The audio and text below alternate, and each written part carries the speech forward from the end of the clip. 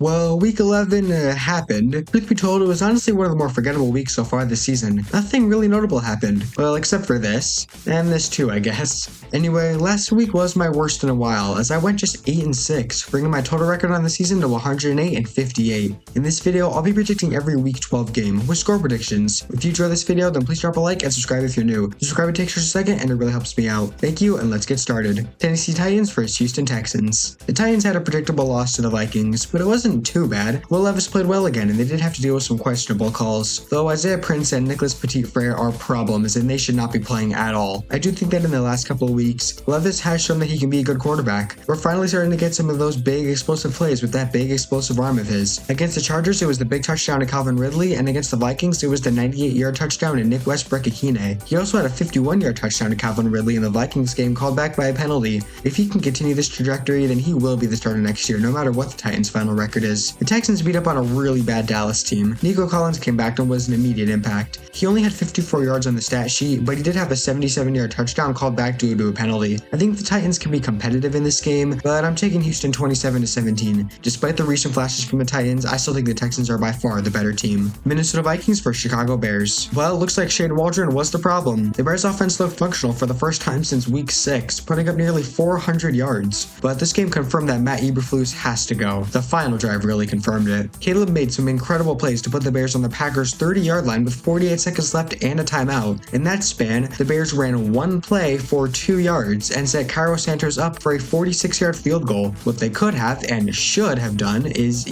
run some more plays to try to set up an easier field goal. They could have easily ran 4, maybe 5 plays and had a 35 or even 30-yard field goal. And if that happens, the kick very likely doesn't get blocked. With these longer field goals, the kicker has to kick the ball lower, more like a line drive, in order to make sure the kick has the distance. This, of course, sacrifices height, making the kick more likely to get blocked. With a 30-yard field goal, Santos could have kicked the ball much higher without worrying about the distance, and the kick would not have gotten blocked. It's the little things like this that good head coaches think about, and bad ones like Eberflus don't. Good clock management is one of the most important things a head coach needs, and Eberflus just doesn't have it. As for the Vikings, there isn't much to say about them. They got an expected win against the Titans. Darnold didn't turn the ball over, I'm not counting the pitch fumble against him, and Jordan Addison had his best game since week 4. Their defense was great again outside of one big play. The Vikings are a good team. Are they actually 8-2 good? Probably not, but they're good. They should be able to pretty easily win in a low-scoring affair 20-13. Their pass rush is going to get to Williams a lot, and as long as Darnold doesn't turn the ball over too much, they will be fine. I feel like that last part is going to basically determine the entire Viking season, because with weeks 1 through 4 Darnold, they're playoff contenders, and with old Jets Darnold, they're at best a wildcard exit. But we'll see, and a win here will help them keep pace with Detroit. Dallas Cowboys vs Washington Commanders. Is there even anything to say about the Cowboys? We know they suck. Do I have to talk about them? No? Great, let's move on to the Commanders. Thursday was rough for sure. Dan Daniels finally looked like a rookie for the first time since ever. Terry McLaurin got locked up by Quinyon Mitchell, and they didn't really have a run game. The good thing is, they get to go play Dallas as a nice easy get-right game / mini bye week. The Commanders steamroll the Cowboys 31-20. Can we please just see Trey Lance at some point? New England Patriots vs Miami Dolphins. The Dolphins got a very expected win over the Raiders, who was good again, and Jonnu Smith had 100 yards and 2 touchdowns. Arthur Smith is crying tears of joy somewhere. I don't know if the Dolphins will make the playoffs, but they definitely are better than their record indicates. The Patriots kept it close against the Rams, but they ran into Stafford at the wrong time. The final interception was not on Drake May. Lamar Douglas literally was not looking at the ball. But May did have another good game overall, and the Patriots' best wide receiver finally got into the end zone. I'm of course talking about offensive tackle Vidarian Lowe. I think the Patriots will compete, but they won't be able to contain Miami's offense. The Dolphins win another one 24-21 and complete the season sweep of the Patriots.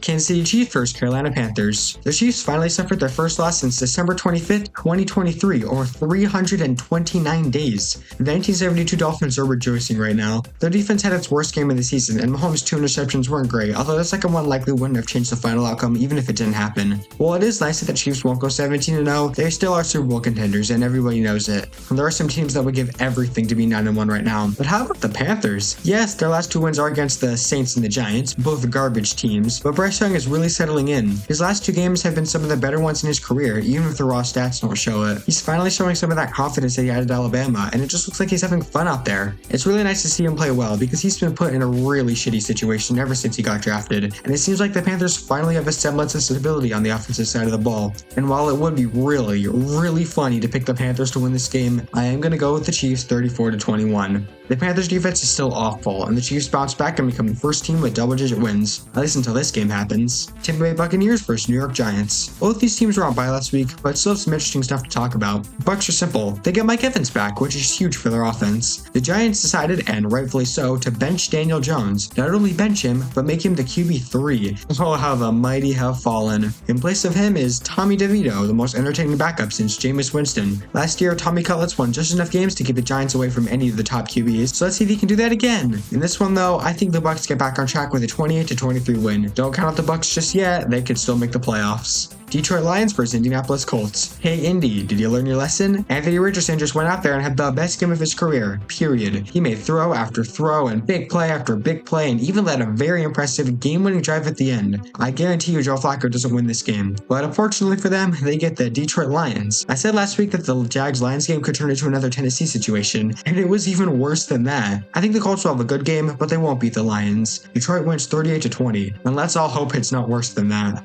Denver Broncos versus Las Vegas Raiders. The Raiders have the same game they do every week. They lose badly, but Brock Bowers plays great. This was the best game of his young career. He already looks like a top 3 tight end in the league, and if he gets a real quarterback, he could put up ridiculous numbers. As for the Broncos, well, let's just say the Offensive Rookie of the Year race is now a competition, and Bo Nix is the main competitor against Jaden Daniels. He and the Broncos killed the Falcons, just buried them into the dirt, and Bo Nix is showing that high floor we all thought he had. I'm not going to predict a blowout, but I will take Denver 27-13. It's going to be tough, but right now, it's looking like the Broncos might just make the playoffs. Arizona Cardinals versus Seattle Seahawks. Damn, Seattle. I did not expect you to win that game. Geno Smith finally gets his first win against the 49ers. I mean, he wasn't very good for most of the game, but once Bosa went down, Smith really turned it on, and their defense was good all game. That win makes this game against the Cardinals all the more important. I expect the winner of the NFC West to be the only one from that division to make the playoffs. And Seattle needs this win, but so does Arizona, and boy do they look good. They are fully rested coming off the bye week after demolishing the Jets. The Cardinals started off the season as an inconsistent but frisky team, but now they're just a plain good team. Kyler Murray is quietly having a career year, and the defense hasn't allowed a touchdown in 2 weeks. Well, technically 3 with the bye week. This should be a close one, but I'm taking Arizona 24-20. I think they'll run all over the Seahawks, and that should be enough to win this game. San Francisco 49ers versus Green Bay Packers. Seriously, San Francisco, you needed this win to have a shot at winning the division, but you just blew it. You're telling me that just because Kittle and Bosa were out, your multiple other all-pros couldn't get it done against the Seahawks? Come on. This team might not, no, likely will not make the playoffs this season. I guess the Super Bowl hangover really is real. It's hard to even point out why they aren't doing well. Injuries are a part of it, but you're telling me that losing Brandon Ayuk is derailing this whole team? Jordan Mason was great in place of McCaffrey. I don't think Purdy's playing bad. This defense isn't world-beating, but isn't that bad. I guess it's just the fact that this team is really top-heavy. We saw that once Bosa went down, their pass rush just disappeared. Debo hasn't been himself this year, and that's taking an explosive element out of their offense. Their offensive line is bad outside of Trent Williams, so that doesn't help their drop-back passing game. It's little things like this, but it all culminates in just a mediocre team with some great talent, but also a lot of holes. At this point, I'm not sure they can turn it around. The Packers squeaked by the Bears by borrowing some of the Chiefs' black magic, but this game was a lot closer than it should have been. Jordan Love has now thrown at least 1 interception in every game he's played in this season, this one coming in the red zone. Their defense, while only allowing 19 points, did get gashed by a Bears offense that hadn't scored a touchdown in their past 2 games. I still think they're a good team though, and being at home, I'm taking them to beat the 49ers 27-24. I think their offense matches up well against the Niners defense, and if Bosa is out, then things are going to be even worse for San Fran. Well, as I'm editing this, news broke that both Brock Purdy and Nick Bosa are going to be out. No, I'm not taking Brandon Allen to beat the Packers. New score prediction, Packers 30, 49ers 13. Philadelphia Eagles versus Los Angeles Rams. The Rams offense decided to not be dormant against the Patriots, and Stafford had his second 4-touchdown performance this season. He also broke his 6-game interception stretch.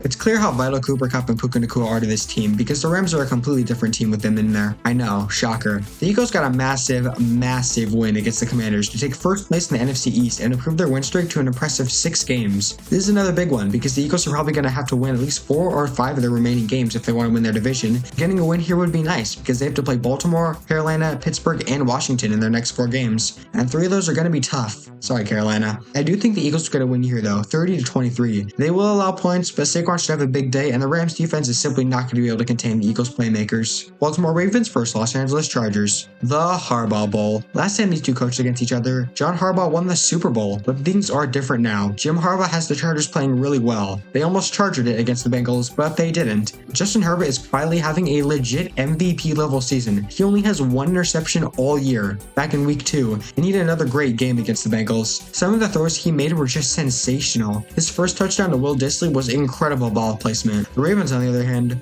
well, they ran into the Steelers at the wrong time. The Ravens have struggled against the Steelers with Lamar Jackson, and that trend definitely continued. Turnovers, drops, the whole thing, especially on the offensive side of the ball. I still think the Ravens are a great team though. This game is going to be really good, and I know that the Ravens are favored. I know that John is 2-0 against Jim. I know that the Ravens are an objectively better team than the Chargers, but I have a feeling that Jim Harbaugh is not going to let his team lose this game. I have a feeling that Justin Herbert is going to cement his place in the MVP conversation. I have a feeling that the Chargers are going to upset the Ravens 31-27. I know it seems crazy, but that's what this whole NFL season has been about. Chargers win and move to 8-3. But that's it. Those are my Week 12 NFL predictions. Where do you agree? Where do you disagree? Comment down below. If you enjoyed this video, then please like and subscribe, and that's it for me. See ya and enjoy Week 12.